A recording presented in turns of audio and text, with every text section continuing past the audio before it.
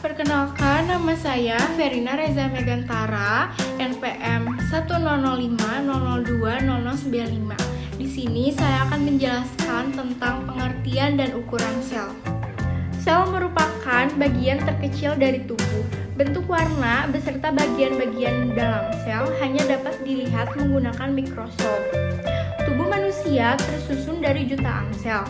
Sel memiliki berbagai tipe dan secara khusus disesuaikan untuk melakukan fungsi tersebut. Sel dengan tipe yang serupa akan bekerja sama dan berkumpul membentuk jaringan. Beberapa jaringan akan berkumpul dan bekerja sama untuk membentuk organ. Kemudian organ satu dan organ lainnya akan bekerja sama untuk membuat suatu sistem organ sel berkembang baik dengan cara membelah diri. Sel-sel baru terbentuk dari sel-sel yang sudah ada melalui pembelahan sel. Kisaran ukuran sel, sebagian besar sel berdiameter antara 1-100 mikrometer dengan volume berkisar antara 1-1000 mikrometer kubik. Sel hewan berdiameter sekitar 20 mikrometer, sel tumbuhan berdiameter sekitar 40 mikrometer, sel amoeba berdiameter sekitar 90-800 mikrometer, sel alga berdiameter 5000 mikrometer. Saya, Vanessa Murgadini, NPM 10050020101 akan menjelaskan tentang tipe sel. Tipe sel dibagi menjadi dua. Yang pertama ada prokaryotik dan yang kedua ada eukaryotik. Yang pertama, untuk sel prokaryotik, ini merupakan sel yang belum memiliki membran inti, sehingga materi genetik pada inti sel menyatu dengan bagian sel yang lain. Bagian-bagian sel yang umumnya dimiliki oleh sel prokaryotik yaitu dinding sel, membran plasma, ribosom, plasmid atau DNA, dan alat gerak berupa flagella. Yang kedua ada sel eukaryotik. Sel eukaryotik merupakan sel yang sudah memiliki membran inti, sehingga materi genetik berupa DNA dan RNA terbungkus oleh membran inti dan terpisah dari organel sel lainnya. Organisme yang memiliki sel eukaryotik yaitu protista, fungi, plantae, dan animalia. Lalu di sini kita lihat tabel perbedaan antara sel prokaryotik dan juga eukaryotik. Kita mulai dari yang pertama, yaitu dari contoh organisme. Untuk prokaryot contohnya ada bakteri dan ganggang hijau. Untuk eukaryot ada protista, fungi, tumbuhan, dan hewan. Untuk ukuran sel, pada prokaryot umumnya 1-10 mikrometer, sedangkan eukaryot umumnya 5-100 mikrometer. Untuk metabolisme, prokaryot itu ada dua, anaerob dan aerob, sedangkan eukaryot hanya aerob saja. Untuk organel, pada prokaryot itu sedikit atau tidak ada, sedangkan pada eukaryot ada nukleus, mitokondria, kloroplas, retikulum endoplasma, dan lain-lain. Untuk DNA, pada prokaryot itu sirkular dalam sitoplasma, dan pada eukaryot sangat panjang, terdapat dalam inti. Untuk RNA dan protein, prokaryot itu disintesis pada beberapa kompartemen, sedangkan pada eukaryot, sintesis RNA terjadi dalam nukleus, protein disintesis dalam sitoplasma. Untuk sitoplasma, pada prokaryot itu tidak ada sitoskeleton, sedangkan pada eukaryot sitoskeleton tersusun atas filamen protein. Untuk pembelahan sel, pada prokaryot kromosom memisahkan diri oleh adanya pemisahan membran plasma, sedangkan pada eukaryot kromosom memisah melalui gelondong pembelahan. Dan yang terakhir adalah organisasi seluler. Pada prokaryot umumnya uniseluler dan eukaryot umumnya multiseluler. Saya, Zakia Salma Deva, NPM 100502013 akan memaparkan materi tentang reproduksi sel. Sel berkembang biak melalui proses pembelahan.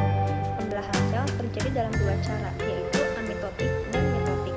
Amitotik adalah pembelahan sel secara langsung tanpa tahapan. Contohnya, pembelahan biner pada bakteri. Sedangkan mitotik adalah pembelahan sel secara tidak langsung dan melalui tahapan. Contohnya pada pembelahan mitosis dan meiosis. Terdapat perbedaan antara pembelahan mitosis dan meiosis, diantaranya yaitu pada jenis sel. Pembelahan mitosis adalah pembelahan yang terjadi pada sel tubuh atau somatik. Dan pada pembelahan meiosis, pembelahan yang terjadi terjadi pada sel kelamin atau gamet. Selanjutnya, pembelahan mitosis melalui 1 kali pembelahan, sedangkan pembelahan meiosis melalui 2 kali pembelahan. Hasil dari pembelahan tersebut menghasilkan 2 sel anakan pada mitosis dan menghasilkan 4 sel anakan pada meiosis. Perbedaan selanjutnya yaitu pada sifat sel anakan.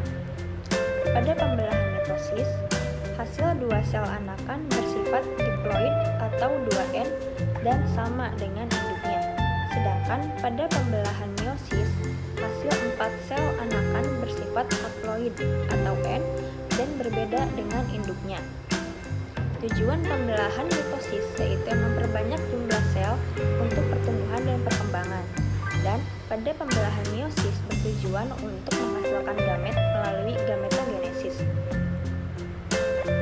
Tahapan pembelahan mitosis terdiri dari profase, metafase, anafase, dan telofase. Pada tahap profase ini, kromatin memadat membentuk kromosom, lalu membentuk kromatid. Lalu sentrosom membelah menjadi 2 sentriol, lalu inti sel mulai menghilang. Lalu pada tahap metafase, kromatid berjejer di ekuator atau bidang pembelahan. Selanjutnya, pada tahap anafase, daya tarik benang-benang akan menyebabkan kedua kromatid terlepas dari sentromer menjadi 2 kromosom baru atau bisa disebut sebagai karyokinesis. Kedua kromosom itu akan berpindah ke kutub yang berlawanan. Lalu, pada tahap akhir yaitu tahap telofase. Pada tahap ini, kromosom-kromosom baru sudah terpisah dan berkumpul pada kutub yang berbeda. Kemudian, membran inti akan muncul dan membungkus 2 kelompok kromosom yang sudah terpisah itu dalam 2 inti sel yang baru. Tahapan pembelahan meiosis terdiri dari meiosis 1 dan meiosis 2. Masing-masing memiliki tahapan yang sama, yaitu tahap profase, metafase, anafase, dan telofase.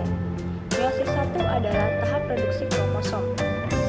Pada tahap profase 1 dapat dibagi menjadi beberapa tahap, yaitu tahap leptoten atau leptonema, yaitu pada leptoten terjadi kromatin memadat membentuk kromosom. Yang kedua, zigoten atau zigonema, kromosom homolog saling berdekatan dan menempel. Sentrosom membelah menjadi 2 sentriol. Lalu pakiten atau pakinema, kromosom yang telah berpasangan akan memendek sehingga setiap pasangan kromosom terpisah dari pasangan yang baru. Lalu diploten atau diplonema, pindah silang telah selesai dan kromosom homolog menjauh. Pada tahap diakinesis, kromosom homolog sudah terpisah, lalu inti sel menghilang. Selanjutnya, tahap metafase 1. Kromosom homolog saling berhadapan di ekuator. Sentriol menjulurkan benang spindel yang berikatan dengan tiap kromosom homolog. Selanjutnya, pada tahap anafase 1, terjadi reduksi kromosom, yaitu kromosom homolog berpindah ke 2 kutub yang berlawanan akibat tarikan benang spindel. Selanjutnya, tahap telofase 1. Inti sel mulai terbentuk. Hasil akhir meiosis 1 menghasilkan 2 sel anakan dengan kromosom haploid atau N, karena terjadi reduksi kromosom. Meiosis 2. Pada tahap meiosis 2 yaitu perbanyakan sel anakan, tahapannya sama dengan tahapan pada pembelahan mitosis. Tahap profase 2, terjadi kromatin memadat membentuk kromosom, lalu membentuk kromatid. Lalu sentrosom membelah menjadi 2 sentriol, lalu inti sel mulai menghilang. Lalu pada tahap metafase 2, kromatid berjejer di ekuator atau bidang pembelahan. Selanjutnya, pada tahap anafase 2, terjadi karyokinesis atau pembelahan inti. Kromatid dan sentromer membelah menjadi kromosom. Kromosom kemudian ditarik benang spindel. Tahap terakhir yaitu tahap telofase. Pada tahap ini, inti sel mulai terbentuk dan sentriol kembali menjadi sentromer. Setelah melewati 2 kali pembelahan, maka dari 1 sel akan dihasilkan 4 sel dengan masing-masing sel mengandung kromosom separuh jumlah sel awal. Hasil akhir meiosis 2 menghasilkan 4 sel anakan dengan kromosom haploid atau N. Assalamualaikum warahmatullahi wabarakatuh. Perkenalkan, nama saya Farah Balkis Firdaus dengan NPM 100521111 dari kelompok 1. Selanjutnya itu ada metabolisme. Metabolisme merupakan pertukaran zat pada organisme yang meliputi proses kimia dan proses fisika, pembentukan dan penguraian zat di dalam badan yang memungkinkan berlangsungnya hidup. Singkatnya itu, metabolisme itu sumber reaksi kimia yang terjadi di dalam tubuh kita, yaitu di dalam selnya. Dari gambar di samping kita bisa melihat bahwa metabolisme memiliki dua rangkaian, yaitu katabolisme dan anabolisme. Katabolisme adalah serangkaian reaksi yang merupakan proses pemecahan senyawa kompleks menjadi senyawa-senyawa yang lebih sederhana dengan membebaskan energi, sedangkan anabolisme itu proses pembentukan senyawa organik sederhana menjadi senyawa makromolekul yang lebih kompleks dengan yaitu memerlukan energi. Jadi singkatnya, kalau katabolisme itu dari kompleks ke sederhana, sedangkan anabolisme itu dari sederhana menjadi kompleks. Dan kalau katabolisme itu dia melepaskan energi, sedangkan anabolisme itu memerlukan energi. Selanjutnya kita akan membahas mengenai katabolisme dulu, baru anabolisme. Oke, katabolisme. Katabolisme ini yang tadi sudah dibilang bahwasannya dia ini adalah penguraian senyawa kompleks menjadi sederhana. Dan dia itu bersifat membebaskan energi atau disebut dengan reaksi eksergonik dan membebaskan panas atau yang disebut dengan reaksi eksoterm.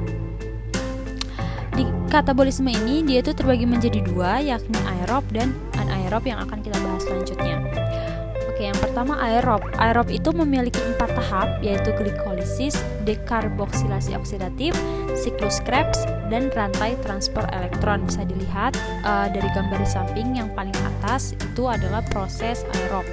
Kenapa disebut aerob? Karena dibutuhkan oksigen sebagai akseptor elektron di dalamnya. Oke, yang pertama kita akan membahas mengenai glikolisis dulu yang termasuk dalam tahapan aerob. Di sini glikolisis memiliki urutan proses yang sangat panjang, sehingga kita bisa rangkum bahwasanya glikolisis ini adalah proses penguraian glukosa untuk menjadi 2 asam pirufat terjadi di sitoplasma. Dan nanti masing-masing proses dan tahapan ini semua memiliki hasil ya. Dia memiliki hasil itu ada 4, yaitu 2 asam pirufat, 2 NADH, 2 ATP, dan 2 H2O. Yang kedua itu ada dekarboksilasi oksidatif. Jadi kalau dekarboksilasi oksidatif ini dia itu dari ingin mengubah asam pirufat menjadi asetil koenzim A melalui proses-proses yang tertera pada gambar, yakni asam pirufat nanti melepas CO2 yang nantinya asam pirufat ini akan berikatan dengan Na2+ ditambah 2H+ yang membentuk NADH2 dan akan menghasilkan asetil koenzim A. Hasil dari dekarboksilasi oksidatif ini adalah 2 asetil koenzim A, 2 CO2 dan 2 NADH2. Selanjutnya yang ketiga ada siklus Krebs. Bisa kita lihat juga di gambar, siklus Krebs ini memiliki 8 step yang sama panjangnya dengan glikolisis. Tapi di sini saya akan meringkasnya. Apa itu siklus Krebs?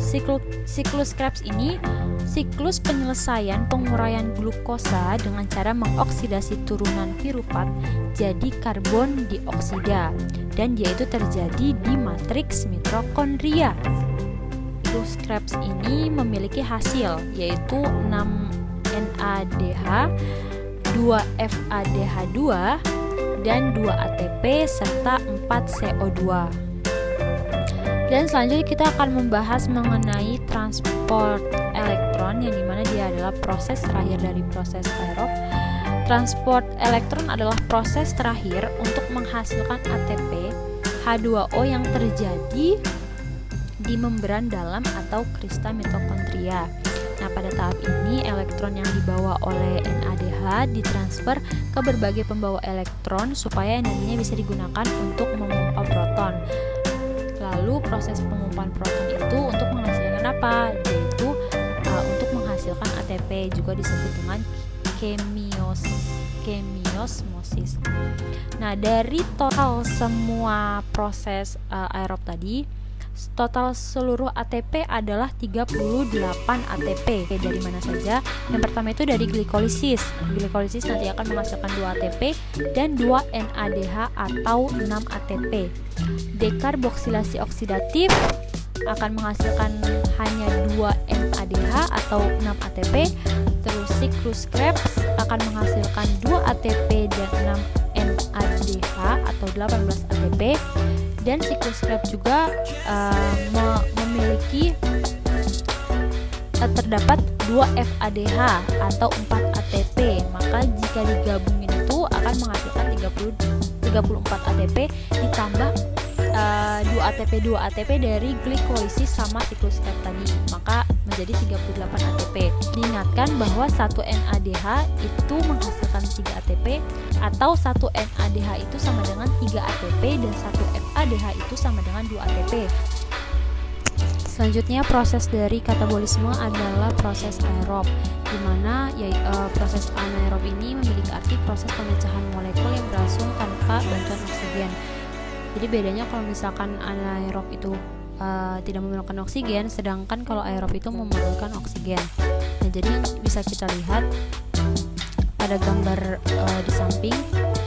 Jadi yang A itu merupakan fermentasi asam laktat dan yang B adalah fermentasi alkohol. Jadi kalau fermentasi alkohol dilakukan oleh ragi dengan cara melepaskan gugus CO2 dari piruvat melalui dekarboksilasi dan menghasilkan molekul 2 karbon asetaldehida. Sedangkan kalau fermentasi alkohol itu dilakukan oleh tumbuhan. Fermentasi asam laktat itu dilakukan oleh sel hewan dengan cara mentransfer elektron NADH kembali ke piruvat sehingga dihasilkan asam laktat yang menyebabkan gagal. Seperti itu prosesnya. Selanjutnya yang kita bahas adalah bagian dari metabolisme, yaitu anabolisme. Jadi anabolisme itu adalah proses pembentukan senyawa organik dari sederhana menjadi kompleks, ya kan? Tadi kan kalau katabolisme itu dari kompleks menjadi sederhana, kalau anabolisme itu dari sederhana menjadi lebih kompleks yang melepaskan energi. Jadi kebalikan dari katabolisme. Nah, anabolisme sendiri disebut dengan reaksi endergonik. Nah, apa itu? Yaitu proses pembentukan memerlukan energi bebas. Anabolisme itu dibentuk dari zat makanan dan dia itu memerlukan bahan-bahan dasar seperti CO2, H2O, dan energi. Dan energi sendirinya itu terbentuk dari cahaya yang disebut fotosintesis. Nama saya Nazakia Nandi, NPM 105201119, akan menjelaskan tentang organel sel. Sel merupakan satuan terkecil yang ada pada tubuh kita, tetapi di dalam sel masih terdapat organel sel. Organel sel terdiri dari nukleolus, ribosom, mitokondria, retikulum endoplasma, badan Golgi, lisosom, cytoskeleton, peroxisom, vakuola, cilia, dan flagella. Nukleus adalah inti sel atau pusat komando sel. Jika diibaratkan di dalam tubuh kita, nukleus itu seperti otak yang mengatur seluruh aktivitas kita. Nukleus berfungsi untuk menyimpan DNA sel dan mengatur semua aktivitas yang terjadi di dalam sel, termasuk pertumbuhan dan metabolisme sel. Di dalam nukleus terdapat amplop nuklir. Amplop nuklir itu berfungsi untuk melindungi nukleus bagian luar. Yang kedua ada lamina nuklir. Nuklir itu tepat di bawah amplop nuklir yang berfungsi untuk menjaga struktur amplop nuklir dan memastikan bahwa struktur nukleus itu tetap kokoh. Yang ketiga ada kromosom. Kromosom itu tempat DNA. Yang keempat ada nukleolus. Yang kelima dan ada nukleoplasma. Kromosom itu di dalam setiap nukleus terdapat 46 kromosom. Kromosom merupakan benang-benang halus yang berisi sekumpulan DNA dan juga protein. Gabungan dari DNA dan protein di dalam kromosom ini dinamakan dengan kromatin.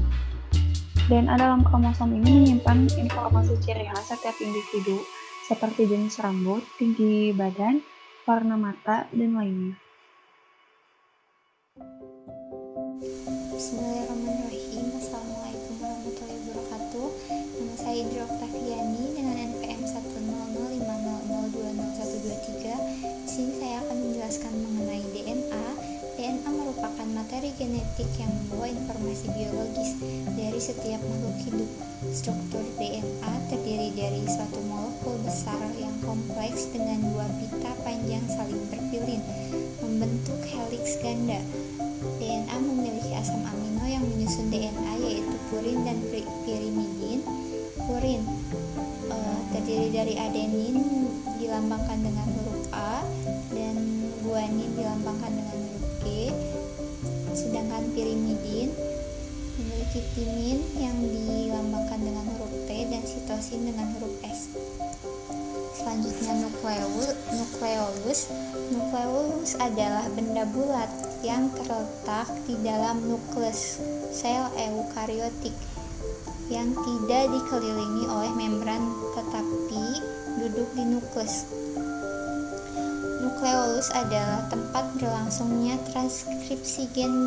Dari proses tersebut didapatkan molekul rRNA yang merupakan satu jenis RNA penyusun ribosom. Yang selanjutnya ada fungsi nukleus. Fungsi utamanya yaitu merakit ribosom, menyalin DNA menjadi RNA ribosom. Penciptaan RNA penting karena RNA membuat ribosom yang bertanggung jawab untuk sintesis protein dan sel. Semua nukleus aktif mengandung setidaknya dua komponen ultrastruktural. Komponen fibrilar dapat pada nukleus yang mewakili kompleks praribosom awal dan komponen granular yang mengandung partikel praribosom yang lebih matang. Kebanyakan nukleus pada eukariota yang lebih tinggi juga mengandung pusat fibrilar yang merupakan ekuivalen intrafase dari daerah pengatur inti. Nukleus membongkar pada awal mitosis dan mulai berkumpul kembali dalam telofase. Perakitan ribosom dimulai dengan transkripsi pra-rRNA oleh RNA polimerase 1, protein ribosom dan non-ribosom, dan RNA 5S berhubungan dengan pra-rRNA setelah transkripsi. Pra-rRNA dimodifikasi dan diproses menjadi rRNA dengan bantuan protein non-ribosom dan RNA nukleolar kecil. Selanjutnya ada struktur nukleolus. Ada 4 komponen utama nukleolus. Yang pertama adalah matrik amorf atau pars amorf. Yang kedua kromatin yang mengandung DNA berlimpah. Yang ketiga yaitu fibril yang mengandung RNA yang berdiameter 80-100 A, prekursor butiran. Yang terakhir adalah granula ribonukleoprotein berdiameter 150-200. Terima kasih. Wassalamualaikum warahmatullahi wabarakatuh.